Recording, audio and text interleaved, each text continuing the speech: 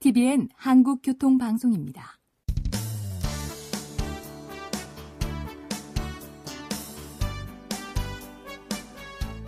한문철 변호사의 교통사고 솔루션. 이 시간 진행의 한문철 변호사입니다. 여러분 안녕하십니까? 교통사고 피해자가 민사상 손해배상을 받기 위해서는 보험사를 상대로 하게 됐죠. 가해자를 상대로 민사상 손해배상 청구를 하더라도 그 가해자는 보험사에 가서 아유 저한테 소송이 들어왔어요 라고 얘기하면 그 다음부터는 보험사가 다 알아서 해줍니다. 따라서 민사 부분은 가해자를 상대로 할 필요가 없습니다. 물론 종합보험에 가입되지 않을 때는 책임보험을 넘는 부분, 책임보험으로 부족한 부분에 대해서는 운전자와 차주를 상대로 손해배상 청구를 해야 되겠지만 그렇지 않고 종합보험에 가입되어 있을 때는 보험사로부터 모든 손해배상을 받게 되지요. 그 경우 크게 다치거나 또는 사망했을 때는 소송하는 것이 보험사 지급기준, 약관에 정해진 지급기준으로 합의하는 것보다 대체로 더 유리하다고 그랬는데요. 언제나 그런 것은 아닙니다. 예외가 있습니다. 예외는 피해자 과실이 클 때입니다.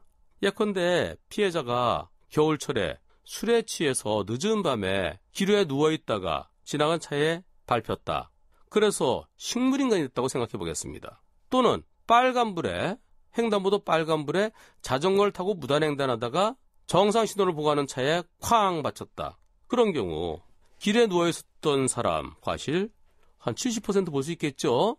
좁은 골목길에서 한 60% 볼 수 있겠지만 또 자전거를 타고 보행자 신호 빨간불에 무단횡단했으면 자전거 과실 70 내지 80 정도로 볼 수 있습니다. 그 경우 피해자가 식물인간이라고 그러면 보험사에서 대준 치료비가 2년 동안에 한 2억 정도 됩니다. 보통. 그리고 받을 것은 내가 돈 못 벌게 된 거, 그리고 위자료, 개호비, 앞으로의 치료비 뭐 이런 것들이 될 텐데요. 그런 것에서 내 잘못 7, 80% 빼고 나면 남는 게 몇 푼 안 돼요. 남는 거 몇 푼 안 되는 그걸 다 주는 게 아니라 보험사 대준 치료비에서 내가 잘못한 부분, 피해자 잘못한 한 70%, 80% 부분은 내가 다시 반환해줘야 됩니다. 쉽게 얘기해서 토해내야 돼요. 그럼 마이너스가 될 수 있습니다. 따라서 피해자 과실이 상당히 클 때, 매우 클 때는 보험사가 치료는 해주죠. 그냥 치료만 받는 것으로 마무리돼야 될 때도 있습니다. 따라서 많이 다쳤다고 해서 무조건 소송을 해야 되는 것만은 아닙니다. 소송을 하는 것이 옳을지 아닐지 신중하게 소송 실익을 평가해야만 되겠습니다.